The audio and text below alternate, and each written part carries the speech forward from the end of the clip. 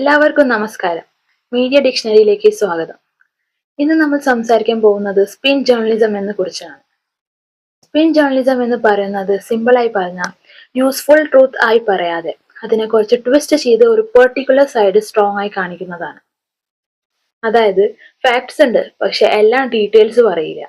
Only അവരുടെ ഇഷ്ടമുള്ള part മാത്രം ഹൈലൈറ്റ് ചെയ്ത് പറയും. ബാക്കി പാർട്സ് ഒക്കെ ഇഗ്നോറും ചെയ്യും. ഇതിന്റെ മെയിൻ റീസൺ ആണ് പബ്ലിക് ഒപ്പീനിയൻ ഇൻഫ്ലുവൻസ് ചെയ്യാൻ. എസ്പെഷ്യലി പോളിറ്റിക്സിലും ബിഗ് കമ്പനീസും തങ്ങളുടെ ഇമേജ് നല്ല രീതിയിൽ കാണിക്കാൻ വേണ്ടിയാണ് ഇത് യൂസ് ചെയ്യുന്നത്. ഒരു സെയിം ഇവന്റ് തന്നെ ഡിഫറെന്റ് മീഡിയ ചാനൽസ് ഡിഫറെന്റ് ആംഗിളിൽ പ്രസന്റ് ചെയ്യും.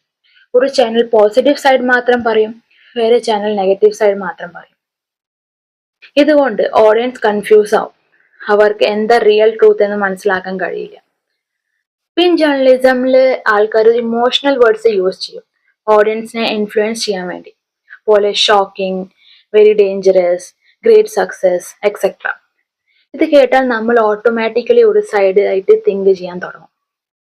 ഇതിൽ സെലക്റ്റീവ് ഫാക്ട്സ് ആണ് മെയിൻ.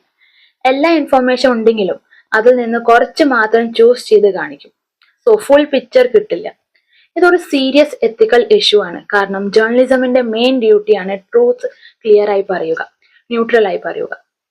പക്ഷെ ഇവിടെ ട്രൂത്ത് ഡിസോർഡ് ചെയ്യാണ് ചെയ്യുന്നത്. ഇത് സൊസൈറ്റിയിലും എഫക്റ്റ് ഉണ്ടാക്കും. ആൾക്കാർ റോങ് ഡിസിഷൻ എടുക്കാൻ തുടങ്ങും. എസ്പെഷ്യലി എലക്ഷൻ പോലുള്ള സിറ്റുവേഷനിൽ ഇത് വളരെ ഡേഞ്ചറസ് ആവും. സോഷ്യൽ മീഡിയ ടൈമിൽ സ്പിൻ ജേർണലിസം വേഗം സ്പ്രെഡ് ആവുന്നു. അതുകൊണ്ട് ഇമ്പാക്ട് കൂടുതലുമാണ്. അതുകൊണ്ട് നമ്മൾ ഓഡിയൻസ് ആയി ഓൾവേസ് കെയർഫുൾ ആയിരിക്കണം. ഒരു ന്യൂസ് കണ്ടിട്ട് തന്നെ ബിലീവ് ചെയ്യാൻ പാടില്ല. വേറെ സോഴ്സസ് നിന്നും ചെക്ക് ചെയ്യണം. ഫുൾ ഇൻഫർമേഷൻ അറിയാൻ ട്രൈ ചെയ്യണം. അപ്പോൾ മാത്രമേ നമ്മൾ റിയൽ ട്രൂത്ത് മനസ്സിലാക്കാൻ പറ്റൂ. ഇതിനെക്കുറിച്ച് നിങ്ങളുടെ അഭിപ്രായം എന്താണെന്ന് തീർച്ചയായും അറിയിക്കുക. നന്ദി, നമസ്കാരം.